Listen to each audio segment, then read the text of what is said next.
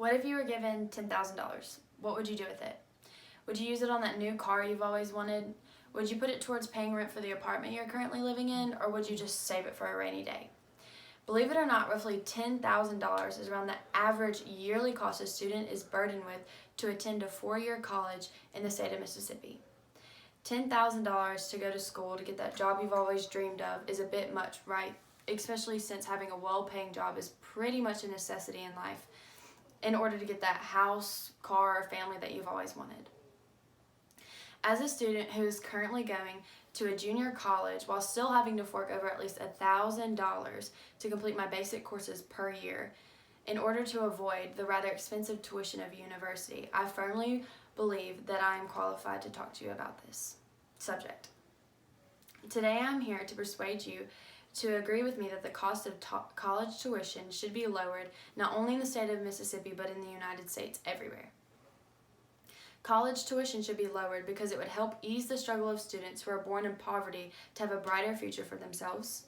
It would decrease debt of student loans that they are buried under, and kids would have more accessibility to a higher education to pursue their dreams. Students who are born into low-income households often do not have the means to be provided with the ability to attend college after high school.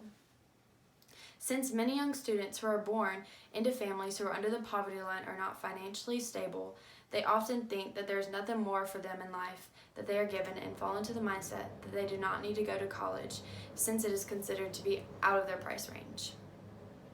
According to HuffPost.com, students who attended low-income schools, the college enrollment rate was only ranged from 47% to 58%. Even though there are scholarships and other governmental funds provided to help with the college tuition, not all students necessarily fit the qualifications such as ACT and other test scores because they often don't feel like there is any point in trying on something that they think is out of reach. Throughout the course of the college highway, students who do not have full scholarships or governmental benefits often are forced to obtain student loans, which in most cases leads to piles of student debt. ValuePenguin.com states that the average student debt is $32,731, but although that is just the average, more than 600,000 borrowers in the country are over $200,000 in debt, and that number still continues to increase. With the stress of an immense amount of debt to pay off, people solely focus on paying off their debt and forget to be happy with the job they worked so hard for. Growing up, most children have big aspirations of becoming doctors, veterinarians, and even on the bigger spectrum, movie stars. But as these children become older, they find that their dreams might be a little too much for what they bargained for.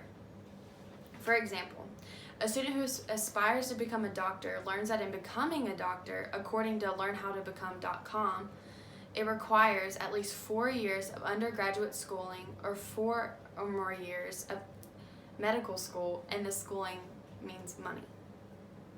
Often, when a student learns of the time and money it takes to pursue their ambitious dream job, they get scared and find an alternative job to save the money it would have taken. With the decrease in college tuition, students would better be able to pursue their dreams and focus less on the money and more on their aspirations to become what they truly deserve to be. The purpose of my speech today has been to persuade you to agree with me that the college tuition for students should be lowered. With the help of cut costs of student tuition in college, young, striving students can pursue their dreams no matter their background, the job they choose, or fear of debt. Take it from a student who chose junior college to save a little bit of money in order to get their basics out of the way rather than a university. Earlier in my speech, I asked you what you would do with $10,000. What if you took that number and multiplied it by 10 and ended up with $100,000? What would you use that money to finally pursue that job you dreamed of as a child? As some people might say, money cannot always buy your happiness, but in this case, it can buy the success of your future.